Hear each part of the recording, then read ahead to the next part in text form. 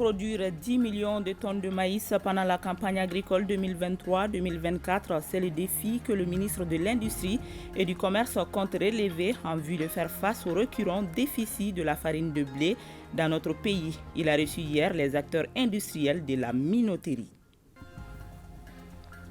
La salle de conférence du réseau des femmes ministres et parlementaires du Mali, Refampé, porte désormais le nom de Diop Sira Sissoko, une façon pour le Refampé de rendre hommage à cette pionnière de la lutte pour les droits de la femme africaine en général et celle du Mali en particulier. Mesdames et messieurs, bonjour et bienvenue. Tout d'abord, le président de la transition, chef de l'État, est de retour au pays en provenance de Saint-Pétersbourg, en Russie, où il avait participé au deuxième sommet Russie-Afrique.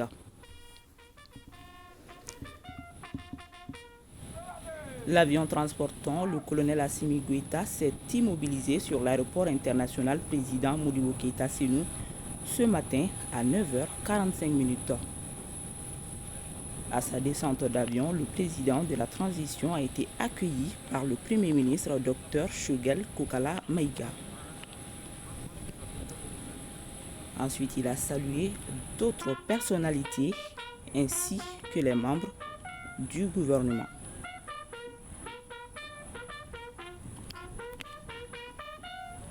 Voilà en image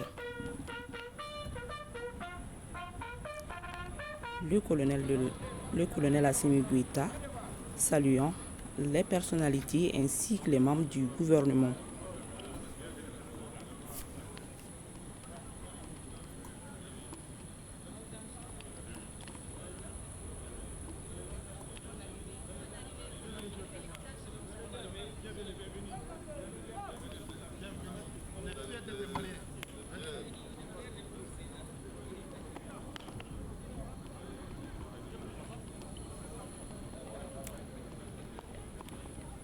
Voilà, le cortège du président de la transition a ensuite quitté les lieux et direction à son domicile à Kati.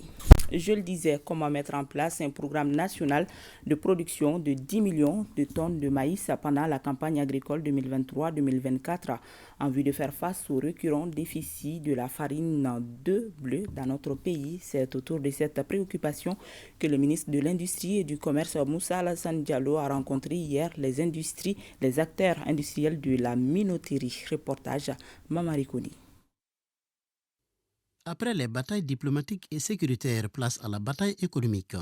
Telle est la conviction affichée par le ministère de l'Industrie et du Commerce qui pense que la souveraineté du Mali passera par son industrialisation.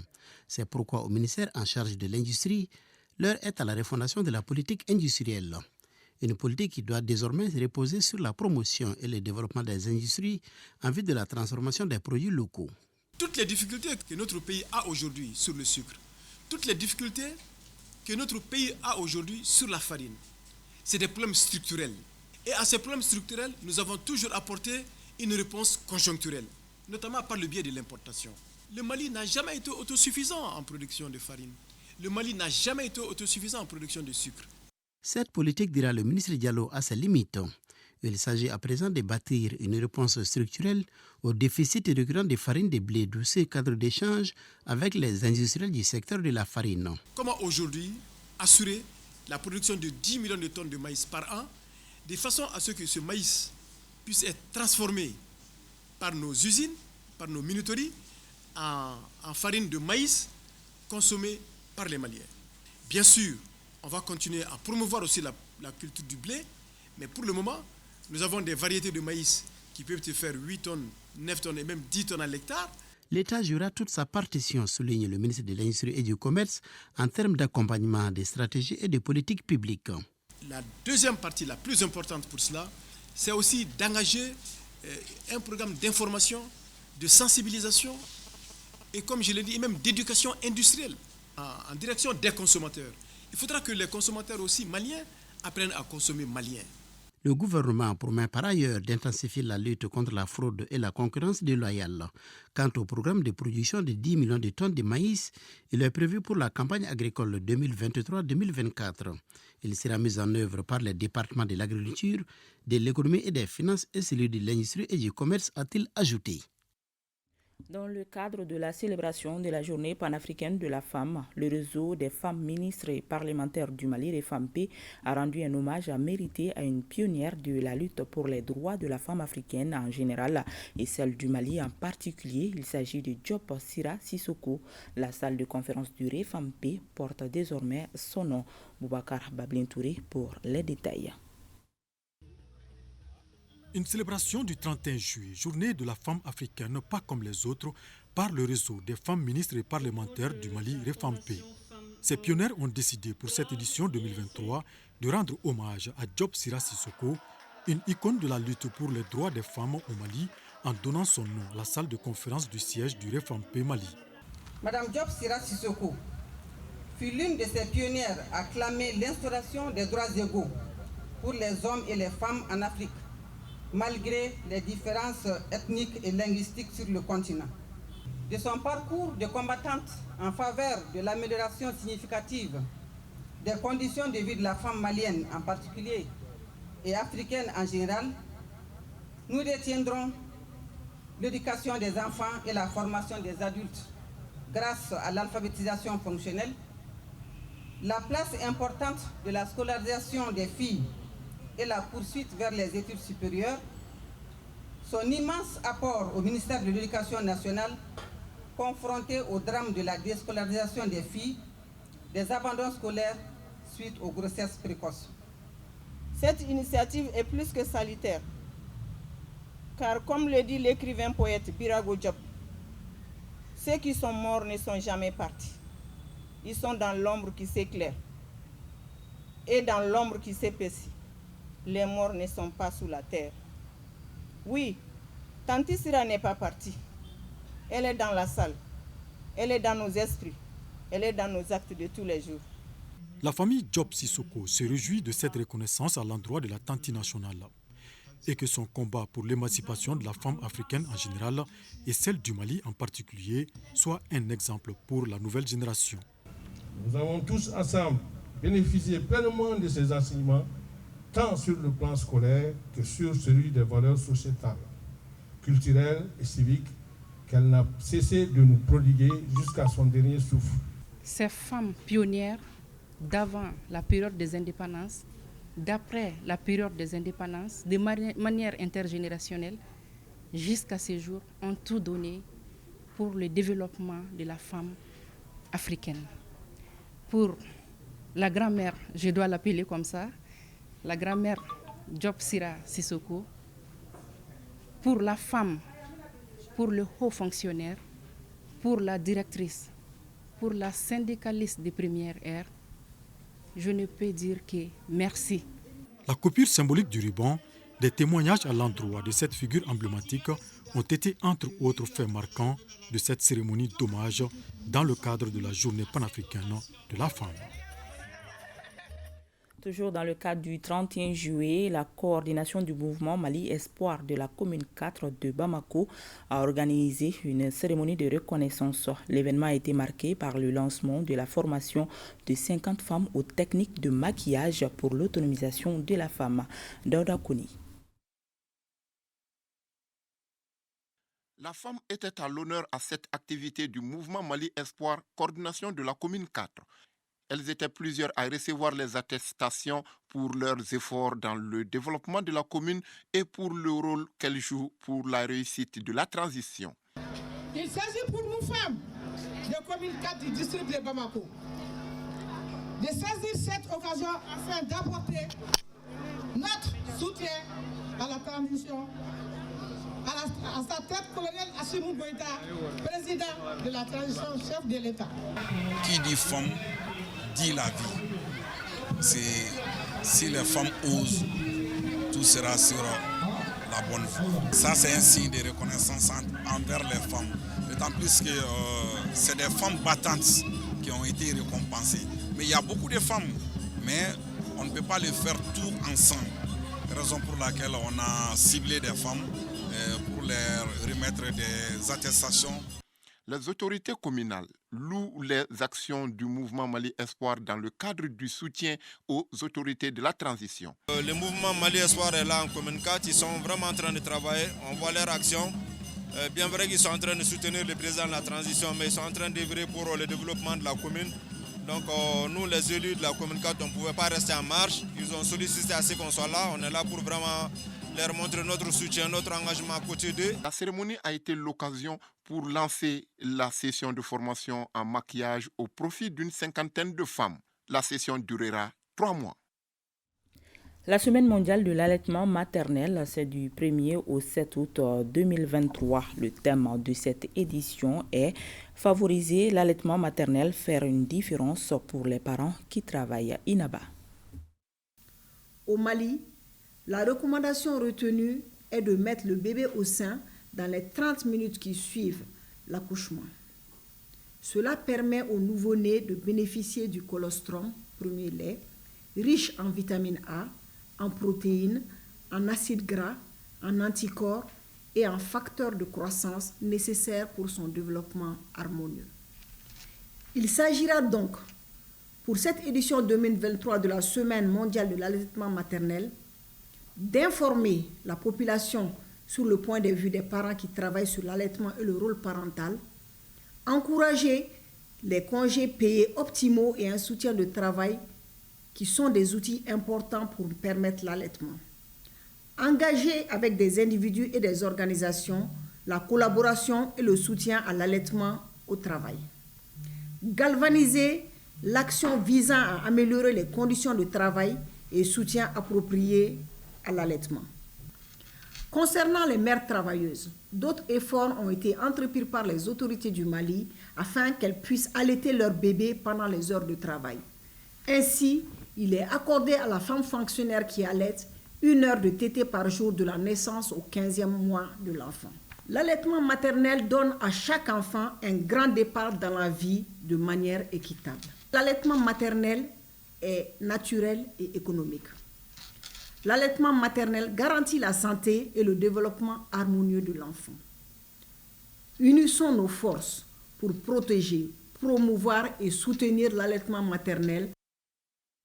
À l'instant, le message de la ministre de la Santé et du Développement social, colonel Assa Badialo Touri. Les relations d'amitié et de coopération multiséculaire entre le Mali et le Maroc, c'est le thème que l'association malienne pour la conférence d'anniversaire de la fête du trône du Maroc, ce qui marque les 24 ans de l'intronisation du roi Mohamed VI à la tête du Maroc. Le point avec Mohamed Kayantao et Toumani Diabati. La fête du trône au Maroc est célébrée le 30 juillet de chaque année. Elle correspond à l'intronisation du roi et c'est en juillet 1999 que Mohamed VI Ben Al-Hassan a été déclaré officiellement roi du Maroc il y a 24 ans.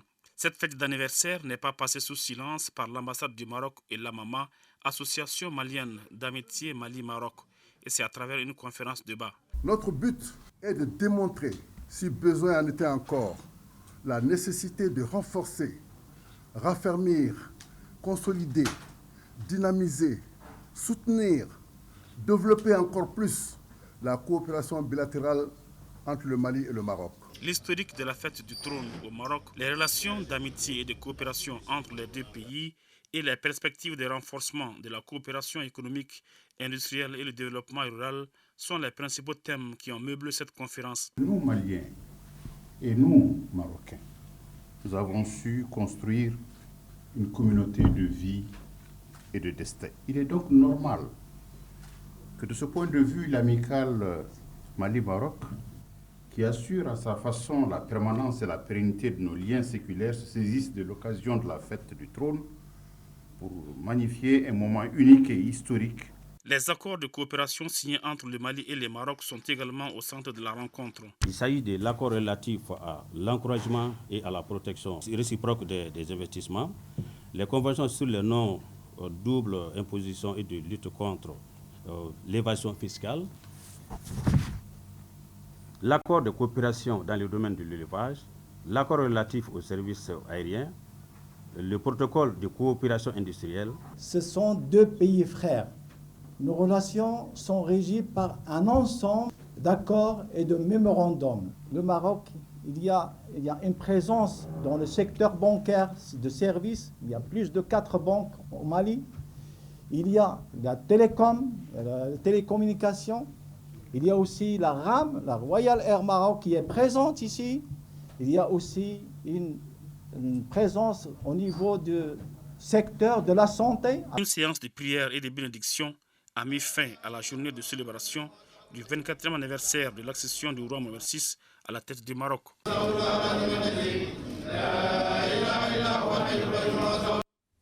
À Mopti, l'USAID apporte sa contribution au renforcement du système de santé au Mali par la promotion d'un accès équitable aux services et soins de santé de qualité. C'est à travers son projet Kenya Sinsiwale. Boubacar Sankari. Pendant 3 jours, les acteurs du district sanitaire de Djenné, à savoir les responsables des SESCOM, les présidents des ASACO, les autorités administratives et les collectivités territoriales, se sont appropriés le guide de référence de la redevabilité. Tous ceux qui ont un pouvoir de décision ou de gestion doivent pouvoir rendre compte à ceux qui les ont donné ces pouvoirs, c'est-à-dire à la communauté et à la population, pour que de façon périodique, qu'on puisse faire l'état des lieux de ce qui est fait. C'est la redevabilité qui va nous amener à comprendre qu'il ne faut pas retarder avec les cas, à comprendre par les acteurs qu'une fois le patient est dans nos services, il faut assurer la prise en charge et de façon accélérée. Cette rencontre d'orientation des équipes du district et des aires de santé sur la redevabilité a été couplée à la tenue du conseil de gestion du district sanitaire de Djenné. La tenue de la présente session a permis d'approuver et de valider les bilans, les rapports d'activité et d'évaluer les niveaux de mise en œuvre des plans opérationnels du premier semestre 2023 du secteur de la santé. À Derari, vraiment la population en majorité a compris les choses. Jusqu'à présent, il y a quelques obstacles. Inch'Allah, au retour, on va les rencontrer pour les informer bien sur la situation et ce qui s'est passé ici.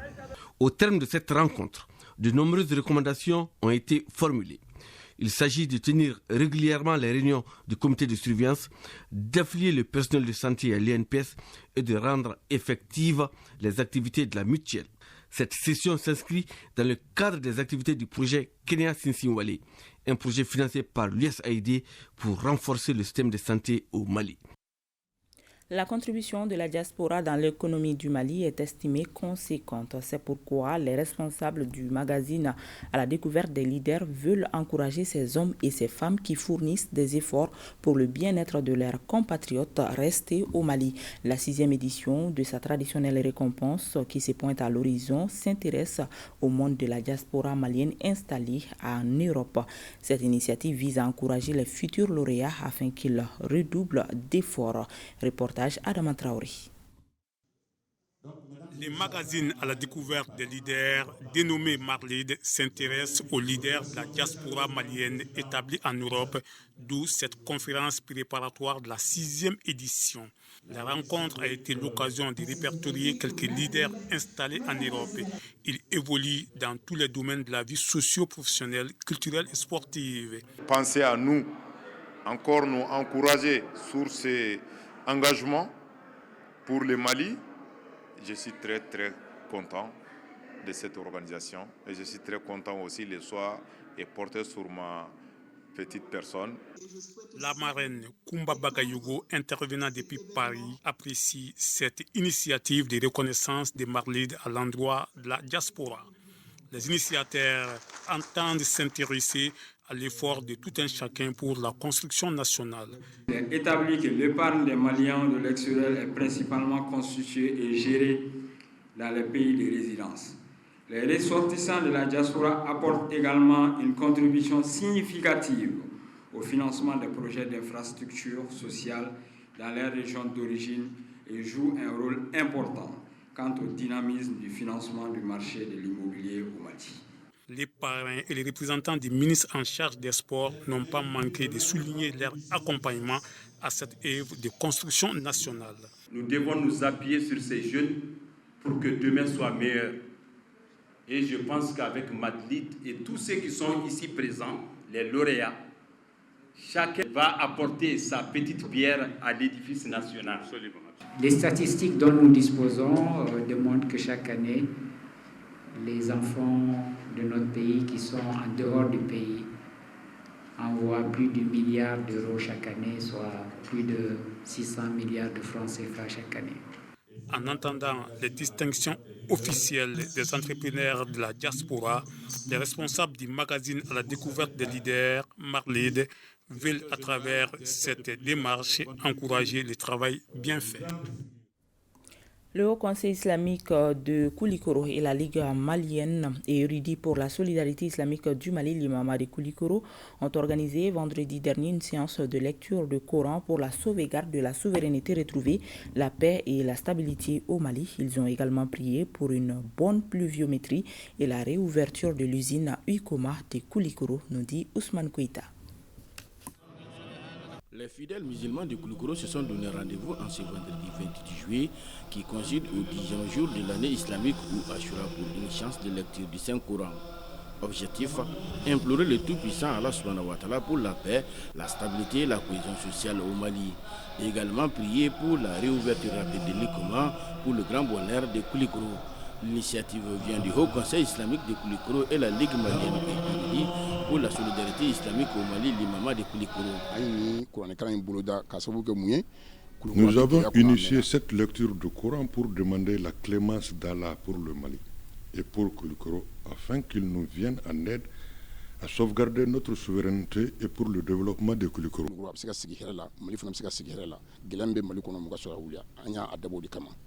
Les autorités présentes à cette séance de lecture ont surtout salué l'initiative avant d'appeler la population de Koulikoro à la solidarité et le vivre ensemble au Mali. J'ai bon espoir que l'Ikoma sera ouvert, Inch'Allah.